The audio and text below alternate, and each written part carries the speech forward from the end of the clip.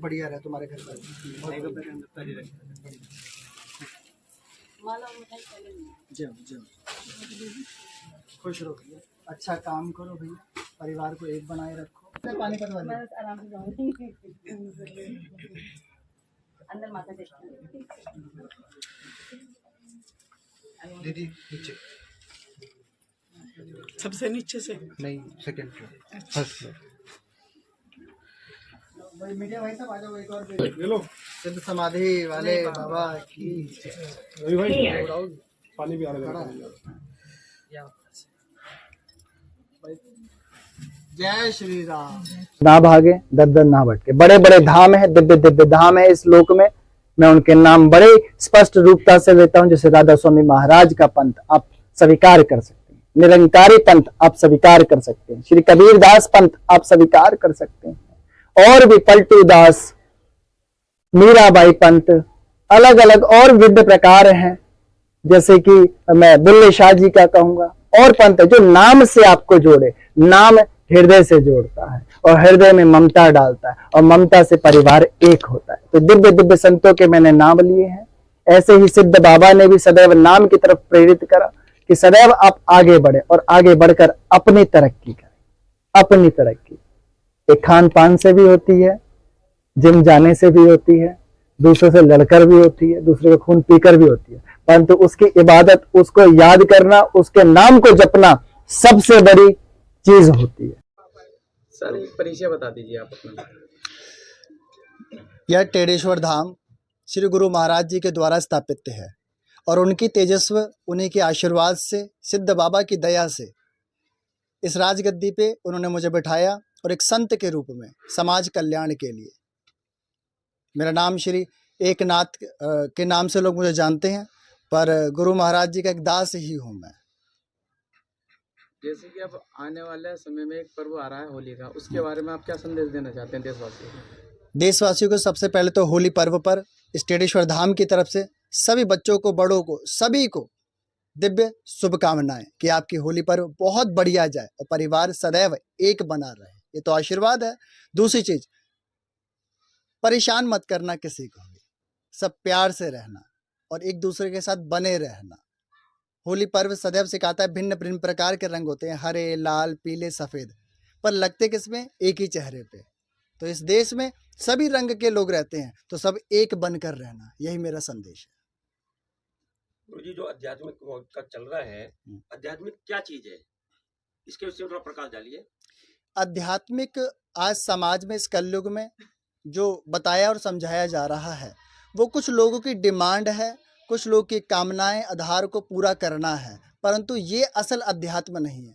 अध्यात्म उस रास्ते की बात जिस रास्ते पे हमें चलकर अपने आप को पूरा करना है, और अध्यात्म बाहरी रूपी नहीं होता। अध्यात्म असल में अंदर होता है, इस त्रिकाल दृष्टि के अंदर होता है, जो सांस के माध्यम से, नाम के माध्यम से जाना जाता है। उदाहरण के रूप में मैं आप सबको बता सकता हूँ, जैसे मीराबाई जी ने नाम शब्द प्राप्त करा श्री शिरोमणि श्री रविदास महाराज जी से, और नाम खुमारी, नाम का गुणगान किया, मैंने नाम रतन धन पायो। श्री नानक जी ने भी यही एक शब्द बोला, नाम खुमारी नानका चढ़ी रहे दिन रात। और श्रीमद् भागवत गीता में भी लिखा हुआ है, कलयुग केवल नाम आधारा। वह नाम दुर्लभ संतों के पास एक मंत्र रूप में या नाम शब्द के रूप में लिखा हुआ, जो मनुष्य उसे धारण कर लेता है और उसे धारण कर कर उस प्रक्रिया पर चलता है और अपने आप को बड़ी उत्तमता से जानता है, तो धीरे धीरे क्या होता है, फिर आप अध्यात्म में प्रवेश करने लग जाते हो।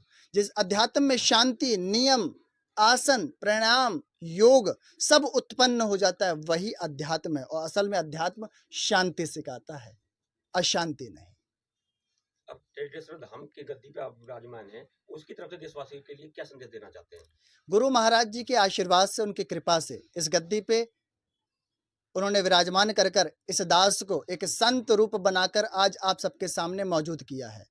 और मेरा यही उद्देश्य है कि पहले घर घर के अंदर सब परिवार एक हो तो शांति होगी, विश्व शांति अपने आप होगी, अपने आप। परंतु मैं सदैव एक बार बार बार कहता हूँ, सबसे पहले माँ बाप की कदर, भाई बहन के साथ प्रेम संबंध अच्छे हो और परिवार एक हो, तो तुम्हें तीसरे की जरूरत नहीं पड़ेगी, नहीं पड़ेगी। गुरुजी जो आध्यात्मिक का चल रहा है, आध्यात्मिक क्या चीज है, इसके विषय में थोड़ा प्रकाश डालिए।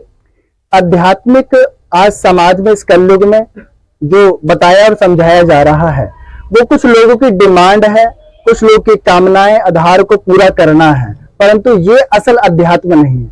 अध्यात्म उस रास्ते की बात जिस रास्ते पे हमें चलकर अपने आप को पूरा करना है।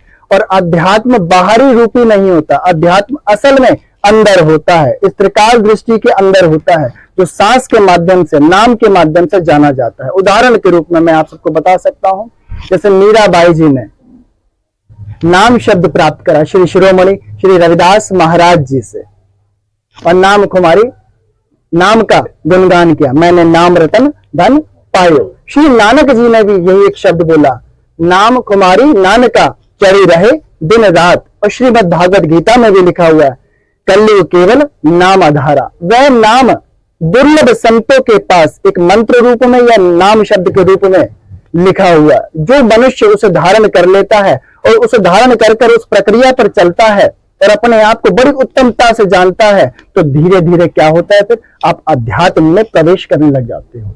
जिस अध्यात्म में शांति, नियम, आसन, प्राणायाम, योग सब उत्पन्न हो जाता है, वही अध्यात्म है। और असल में अध्यात्म शांति सिखाता है, अशांति नहीं।